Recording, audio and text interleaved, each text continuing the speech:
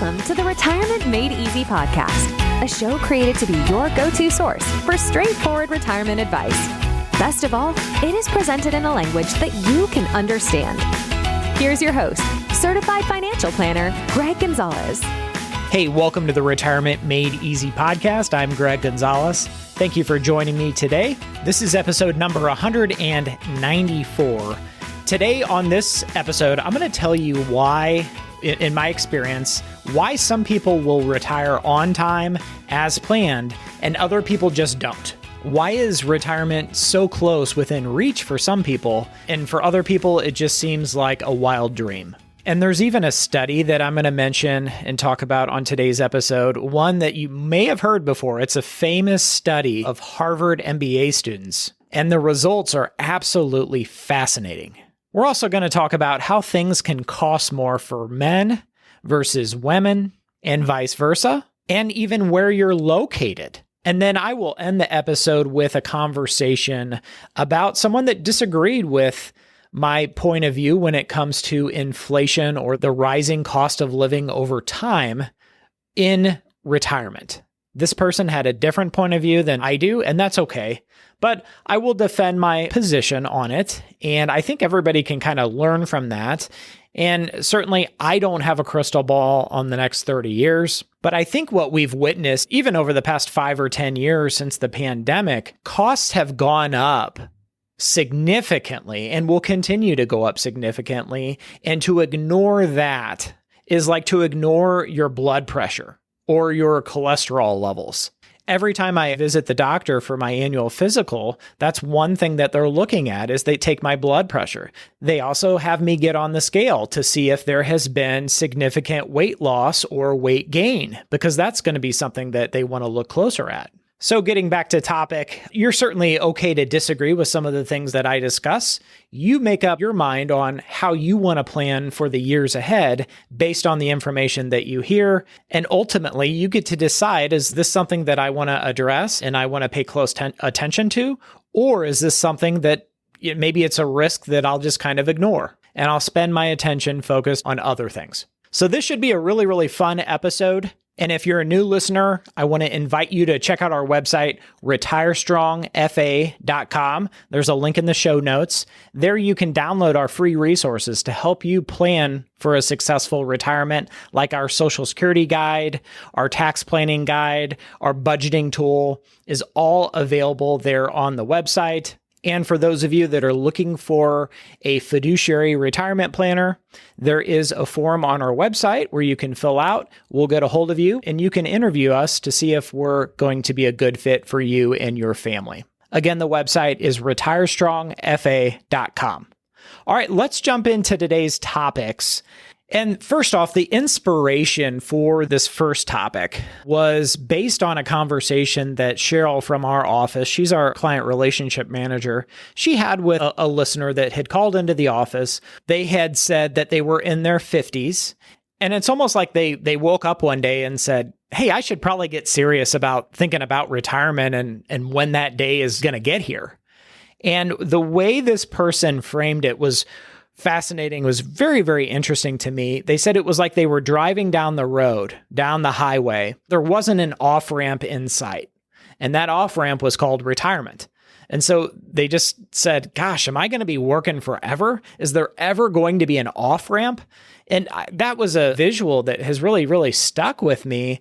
Like if I'm driving from Chicago, driving to St. Louis, I'm always looking at those signs that might say you're 120 miles to St. Louis.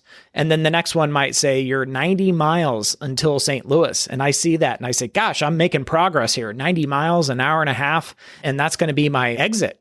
But if there were no exit signs, there was no end in sight, and do you ever arrive anywhere? So I thought that was such a good analogy that I just had to share. And you need to really find your exit. When is your off-ramp to retirement? Is it 90 miles away? Is it 120 miles away? Is it 300 miles away? And really what a retirement plan will do is just like a GPS when you're driving somewhere, it'll say your estimated time of arrival is 26 minutes from now. Essentially, a retirement plan does the same thing. It shows you if you're ahead of schedule or behind schedule. But more than that, getting back to my original point is why some people retire on time with purpose and other people just don't. And I'll tell you why. In my experience, it's because some people are better at goal planning and have a bigger vision for those goals than other people. And that doesn't make the second camp of people bad people. It just means they need help with that goal planning and that vision planning to increase the odds that they get what they want when they want it. So let me give you an example. Let's say I meet a couple. I ask them when they plan on retiring. Some people will say in a few years. And other people will say to me in December of 2027. And then my follow-up question is, well, do you plan on staying where you're living now or, maybe having a second home or relocating after retirement? And they might say, we're going to move to Florida. And then my next question is, where in Florida? And the more specific they are about that goal, maybe it's a neighborhood, maybe it's a town, maybe it's a city. That tells me that these people are serious about that goal, and there's a high probability that they're going to accomplish that goal. And to prove my point here, I wanted to talk about a Harvard Business School study that was done in their MBA program in 1979. Now, the same would probably apply today if this study was done today, but this is how it went. They looked at all these Harvard MBA business students. And so these are very, very bright people. And they asked the students, have you set clear written goals for your future and made plans to accomplish them? The results that they found was that only 3% of students actually had written goals. Another 13% of students had some idea of their goals, but they never wrote them down. And then 84% of students had no specific goals, and without goals, nothing was in writing, of course. So they looked at these three different groups of students, and they looked at them 10 years later, and they interviewed them again. And the 13% who had goals were earning, on average, twice as much as the 84% who had no goals at all. But what was really, really interesting was the 3% of students that had written goals and plans to accomplish them, those people, on average, were making an average of 10 times as much as their classmates. And this is so simple to do. Think about what your goals are and actually write them down. Maybe write them down in a notebook like I do, or maybe it's an index card. I used to carry around an index card in my wallet for years and years and years with my written goals. And don't stop there. Have a written plan of how you're going to accomplish those goals. That's one of the most critical parts. And I'm talking about goals far beyond retirement planning. I'm talking about personal goals, spiritual goals, you name it. Professional goals. But if we're going to take a step back and keep our conversation on retirement planning, that's why specifically we at our firm at Retire Strong, we always ask people, when do you want to retire? When is that? And if you're thinking an age or a year, when specifically in that year? If it's 2026, is it June or is it December? And I really enjoy hearing why people picked a specific date to retire. I hear all kinds of things like, that's the month that I turned 65. And other people say, that's my 30-year anniversary at work. Other people say they might be fully vested. They might say, well, that's when our house is going to be paid off. Other people say, well, that's the month after I get my annual bonus. All kinds of different reasons why people retire at certain times of the year or specific dates. But when it comes to your retirement goals, be specific as possible, put it in writing. And Brian Tracy said, just by putting it in writing and being intentional about it, you increase your odds of success tenfold just by putting it in writing. Now, I wanted to switch gears next and talk about the second topic for today's episode and talking about the differences of men and women and how their experience will be different in retirement, not only from the costs of things, but also personality-wise and lifestyle-wise, how they are different. So one thing And this sticks out to me a lot of times, especially with our clients at Retire Strong. A lot of times our female clients, they are caring for mom and dad, and that's not expected of their brothers. And same thing with married couples. A lot of times, especially if the husband is older, most often and a lot of times the wife will do a lot of the caregiving to her husband as his health declines over time. And that can really, really impact her, not only emotionally, but also psychologically, physically. And I'm not saying that husbands don't ever provide care for their wives, because there are instances where they do. I just think, statistically speaking, more often than not, it's the wife that's providing care to her husband. And it's the daughter who's the one providing the care to mom and dad. I think of my own parents. My mother, when she retired, her retirement, she had, these different goals and this idea of what retirement would be like. Well, her first few years of retirement were helping care for mom and dad. Now, her siblings were still working at the time, were working 40, 50 hours a week, and she was the only adult child that was actually retired. So she stepped up and was expected to help mom and dad, my grandparents, go to doctor's visits, doctor's appointments, and many things that they needed help with. And of course, every family is different. Some families are closer than others, not only geographically, but also emotionally. But aside from those things, let's talk about other differences that we see men and women in retirement.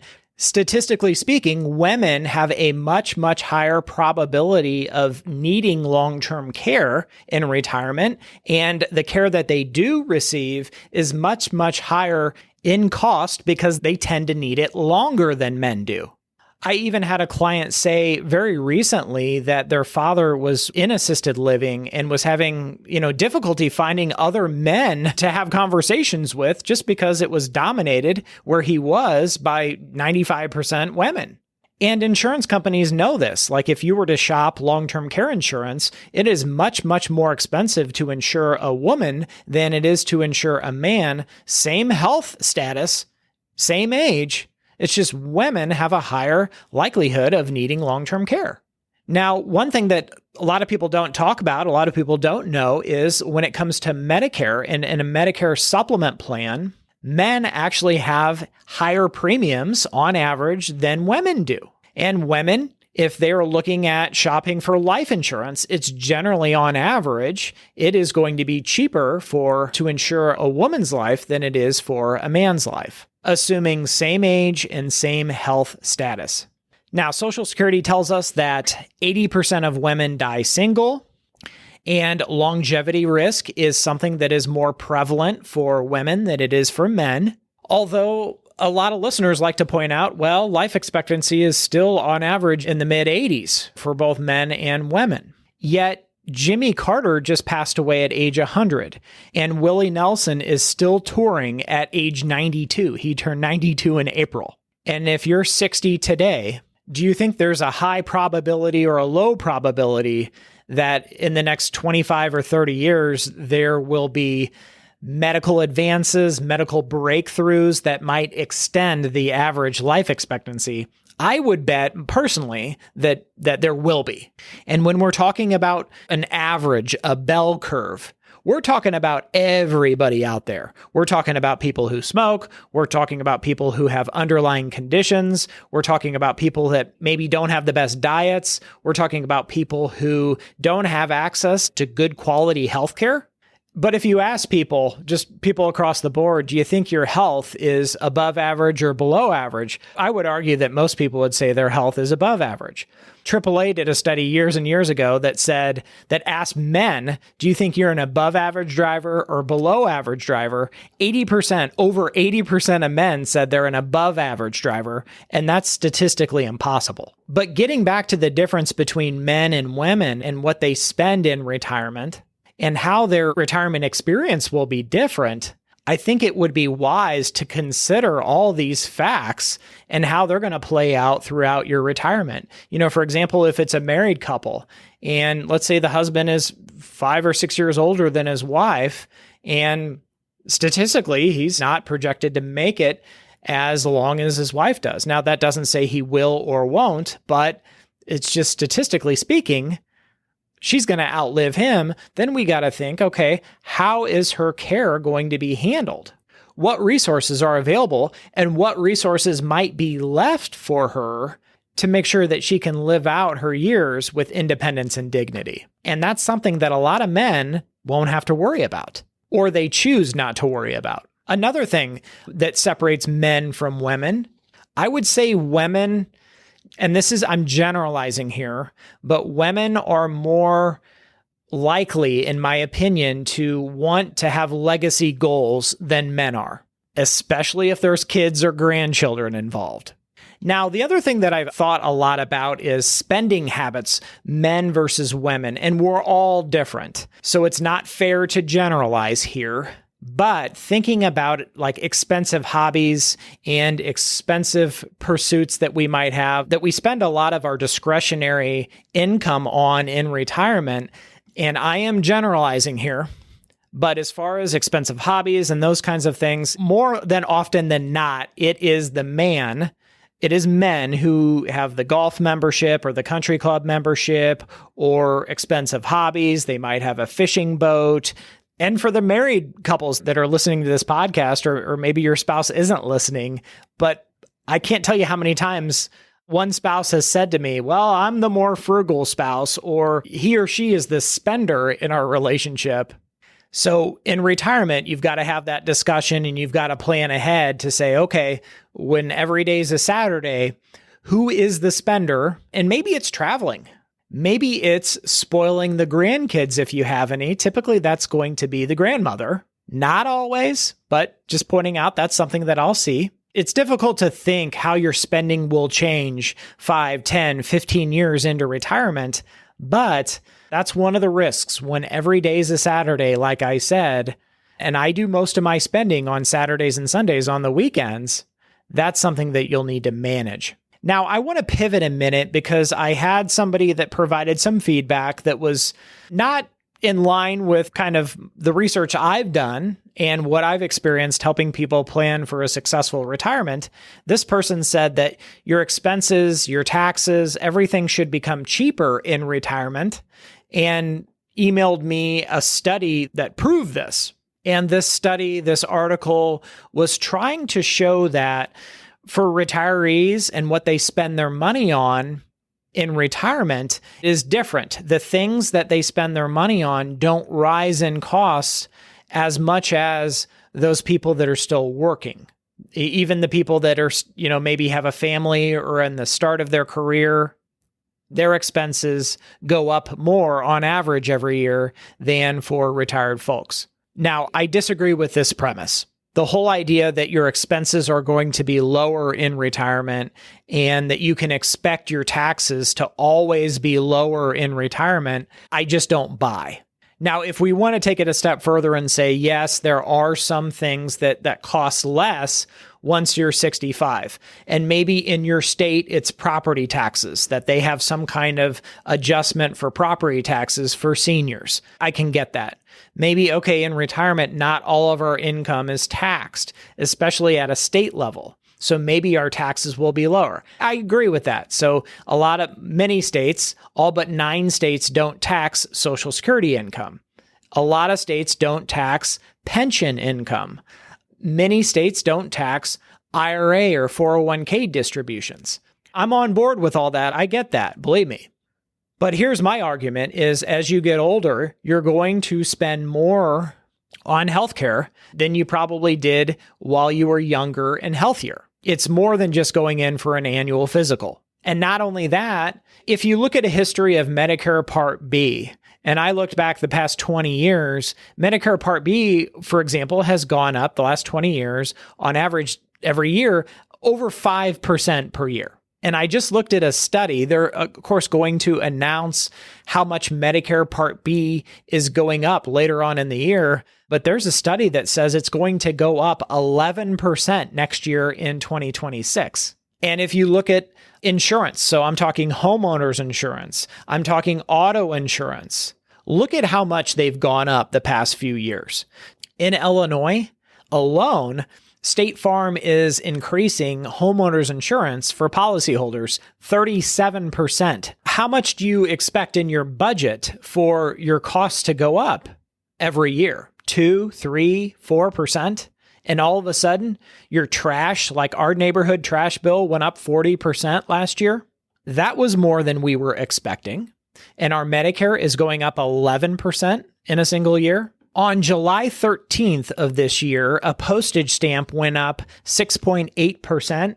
So a Forever first-class stamp is now 78 cents a piece. And there's no senior discount for U.S. postage stamps. And I realize that there's some people that don't go out to eat at a restaurant as much as other people do. But if you're one of those people, even going to the grocery store, your grocery bill has gone up substantially the last few years. But for those of us that do go out to eat at restaurants, I mean, it is clear as day when the menus are being updated that prices have gone up across the board. My argument here is I just don't think there's enough expenses that are only applicable to people that are retired that are below the average for the rest of the population. The other thing that we should think about is, what about the retiree population? A lot of those are baby boomers, 77 million people, something like that, right? It's about 20% of the US population. As they age in retirement, they're going to need more and more medical care, which will drive up demand and drive up prices. And then the other thing that I wanted to mention is there's a website. It's in2013dollars.com. We'll include a link in the show notes that kind of goes over like the last 30 years since 1995. For example, you can see in 30 years how much costs have changed, what inflation has been. Now, one thing that's interesting is it breaks down specific to your location or region even, but in cities. It looked at cities and where the highest cost of living or inflation was the highest the last 30 years was San Diego, California. It was higher than the average. So we really need to think about where you live in the United States, and your inflation may be higher or lower than the rest of the country. So for example, I'm in St. Louis, Missouri, and I noticed that the last 30 years, St. Louis, the inflation one experienced in St. Louis has been lower than the average of the United States. San Diego was the highest inflation the last 30 years, followed by Seattle, Atlanta, and Miami towards the top as well. And that's something that a lot of people don't talk about, is where you actually, in your region, in your area, maybe inflation is higher than average. And that's something that you need to be planning for. Maybe it's lower than the average across the United States. So this is the other idea that I had, was if you're looking at relocating either before or after retirement, maybe look at the cost of living where you plan on moving to and compare that to where you're currently living and see, is it a lot higher? Is it about the same? Or are you moving to an area that has a lower cost of living? Because your retirement plan should really take that into account if you're going to be relocating, especially to an area that has a lot higher cost of living. But in summary, to expect that your expenses in retirement are going to be lower, and where you spend your money in retirement will experience a lower cost of living or lower inflation, I think that's a big stretch. And especially those people, and I know a lot of listeners really have goals in retirement. Maybe it's on your bucket list of places that you want to see or visit. And you may have travel plans in retirement to specific destinations that you can't wait to go. And I hope you can visit all the places and destinations that you want to see. But let's be real here. The costs of traveling will not go down. They will get more and more and more expensive in the future. I think we can all count on that. So I hope this episode of the Retirement Made Easy podcast has been helpful. Download our free retirement resources at our website, retirestrongfa.com. I'll see you next time. And remember, always dream big. Content in this material is for general information only and not intended to provide specific advice or recommendations for any individual. The content in this material does not necessarily reflect the views of LPL Financial. This is a hypothetical example and is not representative of any specific situation. Your results will vary. The hypothetical rates of return used do not reflect the deduction of fees and charges inherent to investing. The opinions voiced in this material are for general information only and are not intended to provide specific advice or recommendations for any individual. To determine which investments might be appropriate for you, please consult your attorney, tax advisor, or financial planner prior to investing. This is a hypothetical example and is not representative of any specific investment. Your results may vary. All performance referenced is historical and is no guarantee of future results. All indices mentioned are unmanaged and may not be invested into directly. There is no guarantee that a diversified portfolio will enhance your overall returns or outperform a non-diversified portfolio. Diversification does not protect completely against market risk. All investing involves risk, including loss of principal. No strategy assures success or protects against loss. Securities and advisory services offered through LPL Financial, a registered investment advisor, member FINRA SIPC. Traditional IRA account owners have considerations to make before performing a Roth IRA conversion. These primarily include income tax consequences on the converted amount in the year of conversion, withdrawal limitations from a Roth IRA, and income limitations for future contributions to a Roth IRA. In addition, if you are required to take a required minimum distribution, RMD, in the year you convert, you must do so before converting to a Roth IRA. This information is not intended to be a substitute for specific individualized tax advice. We suggest that you discuss your specific tax issues with a qualified tax advisor. Fixed and variable annuities are suitable for long-term investing, such as retirement investing. Gains from tax-deferred investments are taxed as ordinary income upon withdrawal. Guarantees are based on the claims paying ability of the issuing company. Withdrawals made prior to age 59 and a half are subject to a 10% IRS penalty tax, and surrender charges may apply. Variable annuities are subject to market risk and may lose value. Riders are additional guarantee options that are available to an annuity or life insurance contract holder. While some riders are part of an existing contract, many others may carry additional fees, charges, and restrictions, and the policyholder should review their contract before purchasing. Traditional IRA account owners have considerations to make before performing a Roth IRA conversion. These primarily include income tax consequences on the converted amount in the year of conversion, withdrawal limitations from a Roth IRA, and income limitations for future contributions to a Roth IRA. In addition, if you are required to take a required minimum distribution, RMD, in the year you convert, you must do so before converting to a Roth IRA. This information is not intended to be a substitute for specific individualized tax advice. We suggest that you discuss your specific tax issues with a qualified tax advisor. Retire Strong Financial Advisors and LPL Financial are not endorsed by or affiliated with the United States Social Security Administration or any government agency. Retire Strong Financial Advisors and LPL Financial are not endorsed by or affiliated with the U.S. Centers for Medicare and Medicaid Services or any government agency. Thank you for listening to the show today. Check us out at our website, retirementmadeeasypodcast.com. And if you want some help from Greg, submit your questions at the bottom of the page or sign up for a 30-minute retirement coaching session with Greg. We'll see you next week.